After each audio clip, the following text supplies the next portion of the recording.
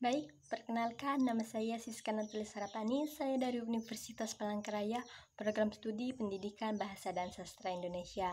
Kali ini tujuan saya membuat video ini adalah untuk memenuhi tugas berbicara rektori, yaitu menyampaikan sebuah dongeng.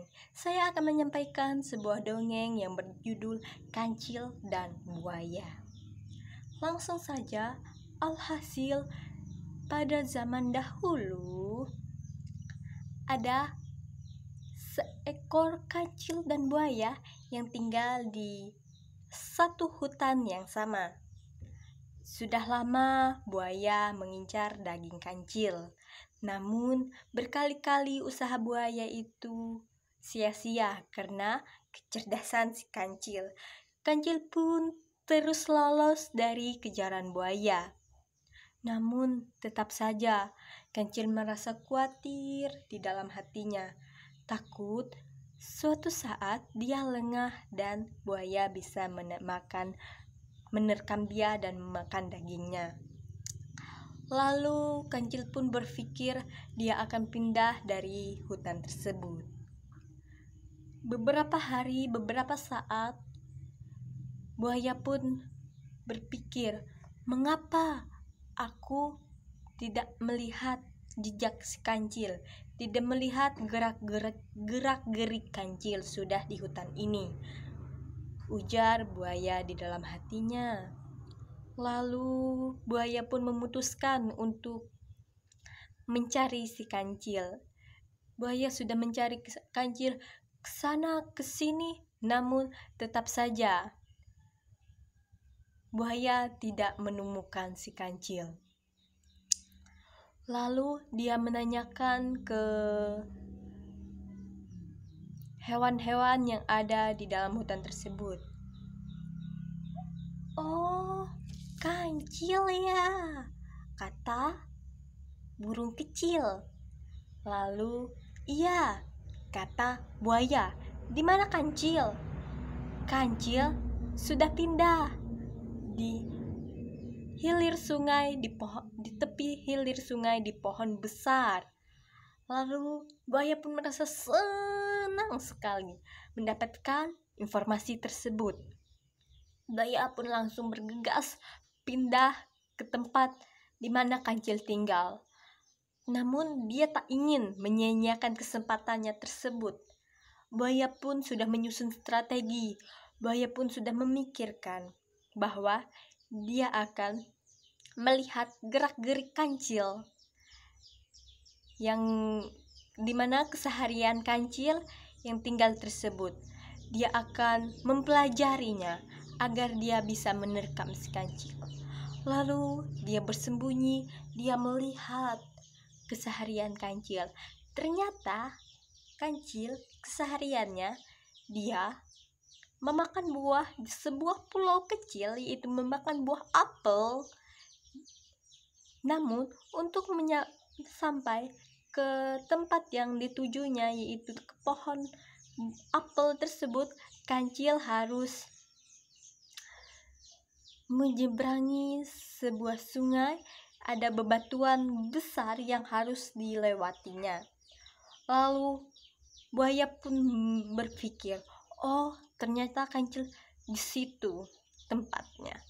Buaya pun langsung di suatu hari, di saat kancil pergi ke pulau kecil tersebut untuk memakan sebuah buah, buaya pun langsung bersembunyi di belakang batu besar tersebut. Setelah kancil memakan buah apel yang sangat banyak dan dia merasa kenyang sekali, buaya pun sudah bersembunyi di sebuah batu besar tersebut. Lalu kancil pun pulang karena dia sudah merasa kenyang sekali. Kancil pun pulang, namun ada sebuah batu besar yang ingin dia lewati. Dia merasa aneh, dia merasa curiga karena di belakang batu besar tersebut ada sebuah bayangan besar. Dia pun berpikir, "Apa yang ada di belakang batu ini?" ujar kancil dalam hatinya. Lalu seketika akal kancil yang sangat pintar, yang sangat cerdik tersebut, kancil berpikir lalu berkata, "Halo, batu sahabatku." Hening, tak ada yang menjawab. Buaya pun tak ingin menjawab, takut kancil merasa curiga. Lalu kedua kalinya kancil pun berkata, "Halo, mengapa kau diam, batu sahabatku, tak seperti biasanya?" Lalu buaya pun berpikir, "Oh, ternyata batu ini berbicara biasanya." Lalu buaya pun menjawab, "Halo juga kancil, sahabatku."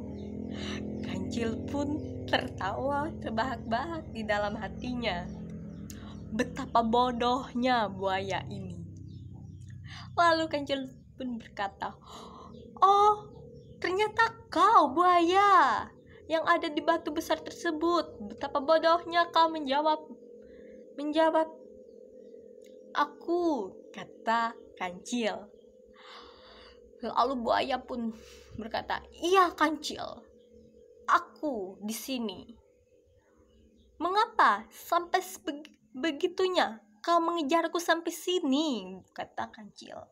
"Iya, karena aku ingin memakan dagingmu," kata buaya. "Sudah lama aku mengincar dagingmu." Seketika akal kecil yang cerdik ini kembali berpikir. Kancil pun berpikir. Kata kancil, dia ingin lepas dari terkaman buaya tersebut.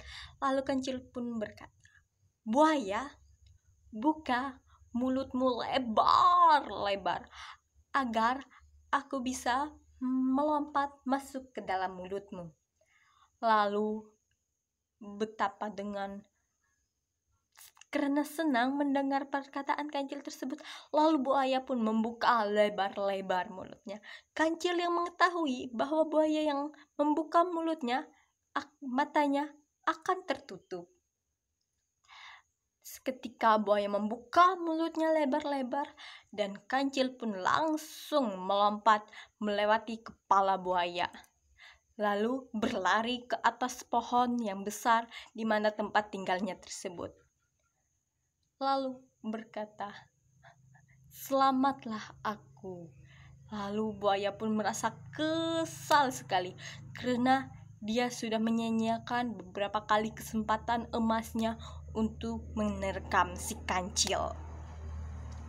Sekian yang bisa saya sampaikan. Dari dongeng ini kita bisa mengambil hikmahnya bahwa orang yang pintar akan mudah menyelesaikan masalahnya.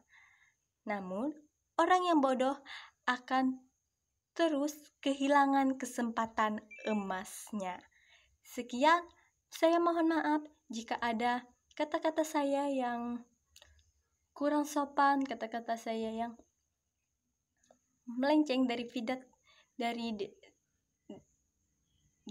dongeng ini. Saya mohon maaf dan saya ucapkan terima kasih dan mohon maaf. Terima kasih.